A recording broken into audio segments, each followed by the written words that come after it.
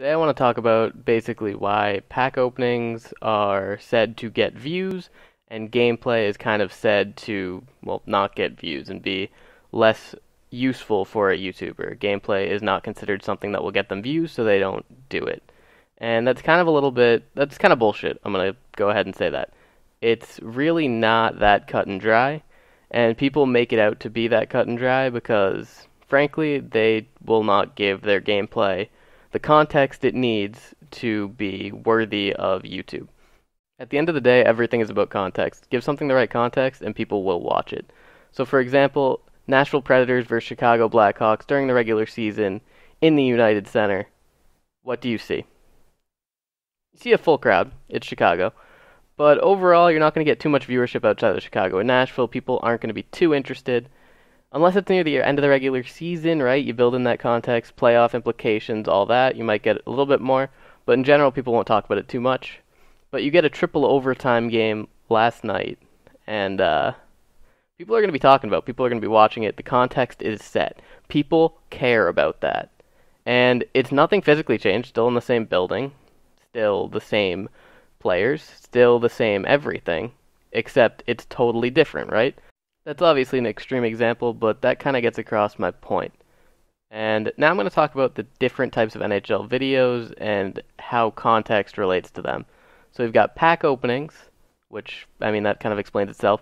We've got informational videos, like trailers like the Clapperton has, or you've got like player builds, you've got team builds, stuff like that. I think you guys understand what I mean by informational.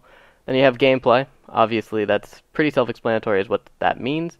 Then there's commentaries, which basically is one of those three types of videos with opinions thrown over it, or maybe you have one of those types of things in the background, you have a pack opening in the background, you have gameplay in the background, and you have a commentary about a different topic, whether it be real-life NHL stuff, real-life, real-world stuff, whatever it is, just you have that in the background. So that's a different type of video, because the focus of the video is the person talking, and not the actual stuff on your screen.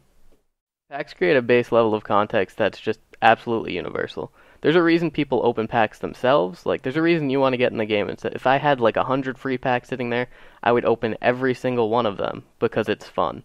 And it's the same reason packs are successful on YouTube, right?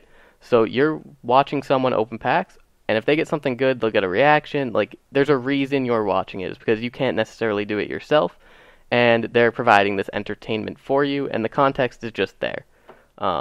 That's it. That's all. It's really simple. You can add layers on top of that, like Bacon's Polanovi series. I guarantee there are people who might not be like, oh, I love pack openings. Let's watch every single one of them in a row. But if they're all caught up on it, they're probably going to click on the next video and look. I wonder if he pulled Novi, skip through it, check it out. Because they know what to expect. They have that second level of context. I'm repeating myself a lot with that word. But there's a reason they're clicking on that video. And that's basically what it all comes down to. Why would someone click on your video? To see what you pulled, or in that example, to see if he finally pulled something. Informational videos also have the context kind of pre-built in. People click on the video and care about it because they wish to learn something that they didn't know before. Player builds are the most viewed videos on my channel, simply because people want the information on the builds, and they hope that my builds are the best, essentially. And like, you look at the Clapperton, he posts like, I don't know, NHL 16 trailer gameplay, something like that. People are going to click on that because they want to see the NHL 16 gameplay trailer that got released, and they want to hear Clapperton talk about it. So that's kind of what an informational video is. That is the simplest thing that I could probably even come up with, and there's a reason those get views as well. I'm going to skip gameplay briefly and talk about commentaries because they are a different type of video, even if your commentary is over a gameplay. So when I talk about a commentary, I think of something that I could literally have my phone in my pocket if I'm watching YouTube on my phone, and I wouldn't lose much of the experience. So for an example, think of Bacon Country. His channel is based a lot off of these commentaries because he's able to come up with a topic, he's able to express an interesting viewpoint from a topic, and create a video that people are willing to watch, even if the gameplay in the background isn't the focus of the video. And that's a really cool way to create context for your videos. You're actually you're the reason people are watching the videos. You are the context. And the gameplay in the background is secondary. And that's why I don't really consider it a gameplay video, even if there is gameplay in the video.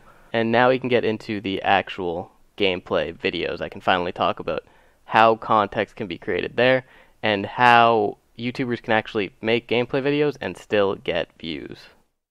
So a lot of YouTubers have picked up that you need to create context for your gameplay videos for them to get views, for them to matter. An example would be a lot of YouTubers putting up wager matches, where they create the context and say, hey, if I win this game, I gain 100K, I gain $10, whatever the stakes are. And that creates a sort of context for the game.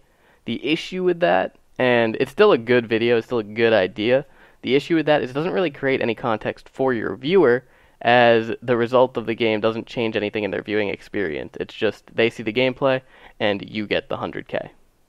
The times when these videos are most successful are when you see two top players playing against each other, and people know that they're two top players, know that the gameplay will be as good as it can get, whatever that means for NHL 15. That's a whole nother video for a whole nother day, but it's the best gameplay you can get, and people will watch it to pick up ideas on how to play for themselves and stuff like that, as well as to see which player comes out on top this time. Moving on from wagers, you have other series like Road to Glories or whatever you want to call those, where the actual result of a game, due to some rules within the series, lead to some sort of result after the game, whether it be opening a pack, buying a player, spinning a wheel, flash davin, what up. And that is where the context actually starts to come in. These are the videos that have gameplay affect the viewing experience, because when you win a game, you do something, whereas when you lose a game, you do something else. When you win by a certain amount, you do something else. And all of that combines to create a positive viewing experience where you don't know what's going to happen. You stay tuned because you want to see what happens. You enjoy the gameplay for what it is, and then you also have the extras outside of the game that make you actually more interested in the game, if that makes sense at all. Those Road to Glory series are simple enough to explain. Basically, the person who comes up with the most engaging rules for their audience will have pretty good success with growth and whatnot. And obviously they have to have pretty good gameplay, they have to be pretty entertaining themselves, but overall that's not too difficult of a concept for people to grasp on how those work. Now, the difficult part is creating context for something like EASHL, which is what I've been uploading, obviously. That's what I focus on, that's what I do on this channel, essentially, and that's a lot more difficult. One of the easiest ways to do it, one of the most basic ones, would be to say going for that elite playoff championship or something. Personally, that's not context for me, because that's not something that anyone I play with cares about, or even myself, I don't care about that. However, if the average viewer tunes in, they're like, oh, Elite Playoff Championship, that sounds pretty cool, they might watch it. That's a way to create context. You put those 4 games, you edit it in, you have a little bit of good plays, some funny moments, whatever, and that's your Elite Playoff run or something like that. Similar to like what I was saying with the wager matches for Versus and Hut, with the EASHL, you can get 2 top teams to match up with each other, and you can create context like that where they're playing for their ranking on the leaderboard or something along those lines. And that used to actually do really well. There used to be videos called like Top Clubs Match Up, and those got a lot of views, but that's also when EASHL was bigger. At this point, it's not necessarily going to be your best bet growing as a YouTuber at all to even upload EASHL. And I know that. It's what I do, but I know that. My goal with the EASHL is a lot different than what the average YouTuber might be. So, at the end of the day, that's not my focus. But if you're an EASHL YouTuber looking to grow, you need to make sure you're taking your gameplay and you're making it matter to the average person that's watching it. So now is when I'm going to start contradicting myself a little bit. Like I said, you can create gameplay with context in those Road to Glory type series or whatever that allow you to grow a channel based on gameplay. And there are also ways to do that with EASHL, there's ways to do that with any game, but it's very rare that a channel is able to be based entirely off of gameplay, and that's because anyone can pick up a controller and play the game.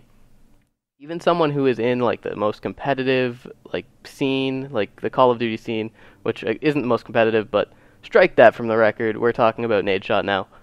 Basically, he was a competitive Call of Duty player, and his uploads, even though he was a competitive player, even though he lived and breathed the competitive Call of Duty scene, were lots of commentaries, lots of vlogs, and then the occasional competitive gameplay. Maybe 1 out of every 5 of his videos was just a pure competitive gameplay, no real commentary over it, just you hear them talking in game, obviously, because that's what they do. And that is where I just wanted to say, like, he was able to create context for his competitive gameplay by saying, the league match, it's a tournament match, there's this much money on the line, whatever. But also, he built up a fan base around other things, and then they would tune into his competitive gameplays in order to see him do well. And they would root for him because they're a fan of him. So the point of that aside about Nadeshot is basically gameplay can be a very valuable part to a channel. It doesn't have to be the whole thing, and you can still be considered a gameplay channel. Use the other types of videos, commentaries especially, to help grow yourself. Obviously, I'm not the biggest YouTuber, guys. Take this however you want. I have 700 subs. There's a reason for that. There's a reason I don't have more, and I know that. One of the main reasons is the old game, obviously, the old generation. Another reason is I upload mostly competitive gameplays. I'm not a person that does commentaries very often. Like I said at the start of the video, this is not the typical video from me. But I think this is something I do want to start doing more, and I think this topic is something that I have thought about a lot because of the amount of complaining I see by YouTubers and viewers alike that, one, there isn't enough gameplay on YouTube, or two, that gameplay does not get views. And I feel like I addressed that in this video by just saying you need to create the context. You need to create the context for someone to watch your videos, and it's a lot easier with packs than it is with gameplay. Thank you guys for watching this very long video, this very long commentary. If you made it this far, I'm sure you like me enough to subscribe, so please go ahead and do that. And drop a like on the video if you want. It will help me out as well. Thank you guys for watching. I will talk to you guys later. Peace.